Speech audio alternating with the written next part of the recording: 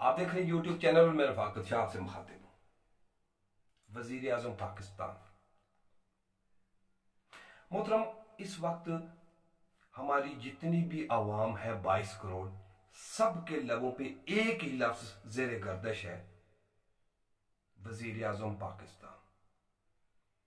अब इसके मुख्तलिफ तरीके हैं। कुछ लोग इसको तनकीद के तौर पे इस्तेमाल कर रहे हैं, कुछ शिकायत के लिए इस्तेमाल कर रहे हैं, कुछ तारीफ के लिए इस्तेमाल कर रहे हैं। लेकिन जेर मौजू जो लफ्ज है सरे दस्त पाकिस्तान में, वो सिर्फ वजीर आजम पाकिस्तान है। अब इसकी वजह क्या है? इसकी वजह सिर्फ ये है कि मोहतरम वजीर आजम पाकिस्तान, आपके राउंड अबाउट जितने भी ऑनरेबल अफसरान हैं, वफाकी वज़रा हैं, सीएम हैं, प्रोविजन के जितने भी अफसरान हैं, लेकिन मसला सिर्फ ये है कि इन लोगों को हमने पहले देखा हुआ है, हम इनसे वाकिफ हैं और वो अब हमारे वाकिफ हैं। वो हमें नहीं छेड़ते, हम उनको नहीं छेड़ते, ना हम उनकी सुनते हैं ना वो हमारी सुनते। एक मामला है, बहुत 30-40 साल से चला आ रहा है, वो एक अलग बहस है। लेकिन आप ज़ेरे मौजू इसलिए है कि आपने बात की थी तब्दीली की, चेंज की। तो कॉन्स्टिट्यूशन ने जो हमें हक दिया वोट के इस्तेमाल का, हमने वो हक इस्तेमाल किया भी है, लोगों को मोटिवेट भी किया, कैंपेनें भी चलाई, जद्दोजहद भी की कि किसी तरीके से यार ये जो टन्योर गुजर रहा है इससे हट के ये जो जिसकी बात कर रहे हैं इसकी तरफ आया जाए। हमारी कंट्रीब्यूशन को आपके नजर से देखते हैं, वो एक अलग इशू है, वो एक अलग बहस है। मोहतरम, हमारा मकसद यहां पे पॉलिटिक्स नहीं है, किसी की तज़हीक करना नहीं है, किसी को साथ तनकीद बिलावे तनकीद बराए तनकीद करना नहीं है। मेरा मकसद सिर्फ ये है कि हम मिडिल क्लास लोग, हम मिडिल क्लास नहीं बल्कि गुर्बत की जो लकीर है उसके राउंड अबाउट बसने वाले लोग हैं हम। तो इसका मतलब ये है कि जो इस तरह के बसने वाले जितने भी लोग हैं उनसे हम वाकिफ हैं, क्योंकि इनकी बहुत बड़ी तादाद है। तो जनाब अली, गुजारिश सिर्फ ये करनी है, लोग बहुत मुश्किल में हैं, बहुत कड़वा सच है। हमें नहीं मालूम जनाब अली कि आपका मीडिया के साथ कनेक्शन है या नहीं, आपके पास टाइम ये चीजें देखने के लिए है या नहीं, हमें नहीं मालूम। क्यों कि वजीर आजम पाकिस्तान जो रियासत होती है, उसके जो एग्जेक्टिव होते हैं, उनके बहुत सारे काम होते हैं। पता नहीं आप हमारी बातें सुनते हैं या नहीं सुनते हैं, ये अल्लाह ही बेहतर जानता है। लेकिन जनाब अली, अगर आप तक ये बात किसी तरीके से पहुंचती है और आपके कानों तक पहुंचती है, तो सिर्फ बात इतना करने का मकसद ये है, अवाम मुश्किल में है। अभी मैं आपको छोटा सा एक एग्जांपल देता हूं जनाब, कि बाजार में बिकने वाला ये जो फार्मी शेवर का जो अंडा है, 17 से 18 रुपए का फरोख्त हो रहा है जनाब अली। ये पाकिस्तान की तारीख का अनोखा एक काम है। ठीक है, महंगाई के हिसाब से अब वक्त चेंज हो चुका है, चीजें भी चेंज हो चुकी हैं, लेकिन ये 18-17 रुपए वाली बात समझ से बाहर है। लेकिन अब ये ठीक है या गलत है, इसको चेक करना वो जो प्राइस कंट्रोल कमेटियां हैं, जो अफसरान हैं, ये उनका काम है। अब वो लोग इसको चेक करते हैं या नहीं करते हैं, हम उनके साथ तो बात कर सकते नहीं, क्योंकि हमारी इतनी कैपेसिटी नहीं है। हम तो सिर्फ वोटर हैं, हमारा काम है वोट देना, और अगर वहां पे बिरयानी या कोई बिस्कुट पड़े हैं वो लेने और फिर वापस घर आना है, हमारा तो इतना काम है। तो जनाब अली, मैं सिर्फ एक गुजारिश करूंगा बतौर वोटर, हम कभी भी नहीं चाहते, वज़ीर आज़म पाकिस्तान, हम कभी भी नहीं चाहते कि आप खुदा ना खास्ता नाकाम हो, हम कभी भी नहीं ये चाहेंगे।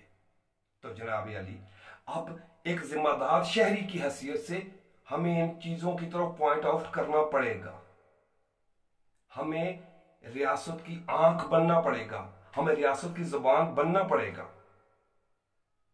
तो जनाब अली, मैं सिर्फ गुजारिश करने का मतलब सिर्फ ये है कि अगर 4 बंदों के ऊपर मुश्तमिल फैमिली है और उसका सरबराह अगर उसकी तरफ तवज्जो नहीं देता, तो उससे कुछ अरसे के बाद वो फैमिली नहीं संभाली जाती। अगर उसका चेक एंड बैलेंस अपनी फैमिली के ऊपर नहीं है, तो फिर उसको संभालना बड़ा मुश्किल है। तो ये तो रियासत है और बहुत बड़ी तादाद में आवाम है। जनाब अली, मेरे सिर्फ गुजारिश करने का मतलब ये है कि ये जो चेक एंड बैलेंस है, अगर ये चेक एंड बैलेंस जो है ना, इसको इंप्रूव किया जाए, अगर इसके ऊपर अगर चेक एंड बैलेंस रखा जाए, यानी चेक एंड बैलेंस के ऊपर चेक एंड बैलेंस रखा जाए, तो 100% यकीन है कि आधे मसाइल तो वैसे हल हो जाएंगे। तो जनाब अली, यहां पे हमारा मकसद सिर्फ इस एक चीज की तरफ है कि हम अपने डोमेन से बाहर नहीं जाएंगे। हम बहसीयत शहरी अपनी एक शिकायत है उसका हवाला देंगे, एज यू विश कि आप उसके ऊपर अमल दरामद करते हैं, यानी यहाँ एक अपना तरीकाकार है रियासत का, वो एक अलग चीज है। लेकिन गुजारिश सिर्फ जनाब अली ये करनी है कि यहाँ पे चेक एंड बैलेंस का फुकदान है और इसको किसी तरीके से खत्म किया जाए।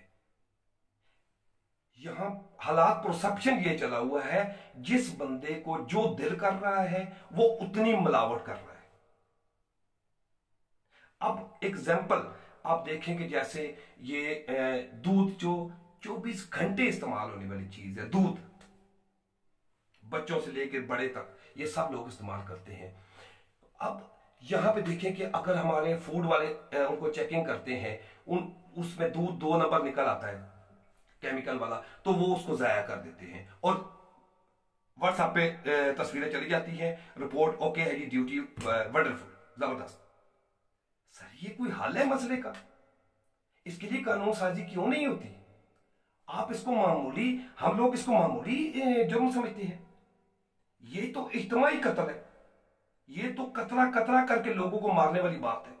ये जो एक गलीज किस्म का ये केमिकल जो इस्तेमाल करते हैं, ये मुझे नहीं, आप सबको पता है, सब दुनिया को पता है कि यहाँ पे क्या चल रहा है। तो जनाब अली, इसके ऊपर कानून साजी होनी चाहिए। जैसे ज़ैनब कत्ल केस पे ऊपर कानून साजी हुई, और अभी ये जो लाहौर वाकये पे जो जिस मुजरिमों को जिस तरह सजा मिल रही है, जनाब अली ये इज्तिमाई मामला है। दूध 24 घंटे इस्तेमाल होने वाली चीज है और वो इंतहाई गलीज किस्म का केमिकल उसमें मिला के लोगों को फरोख्त किया जा रहा है। और ये हमारे फूड वाले कभी कभी चेक करते हैं, वो तो फिर कभी कभी 6 महीने 4 महीने के बाद कभी रिपोर्ट वायरल होती है कि उन्होंने चेक किया है।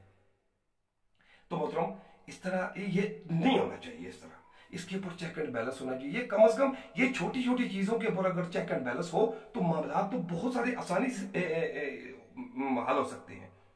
अब दूसरा मेरा सवाल ये है कि एक बहुत अहम इशू, कि अगर आप कहते हैं कि कौम को आपने ऊपर आगे की तरफ लेके जाना है, इस कौम को मूव करना है, पाकिस्तान को आगे आपने दुनिया में रोशनास करवाना है एक कौम की हैसियत से, तो उसके लिए तो जो लवाजमात है वो तो हमने अभी तक अडॉप्ट ही नहीं किए, तो वो कैसे हो सकता है?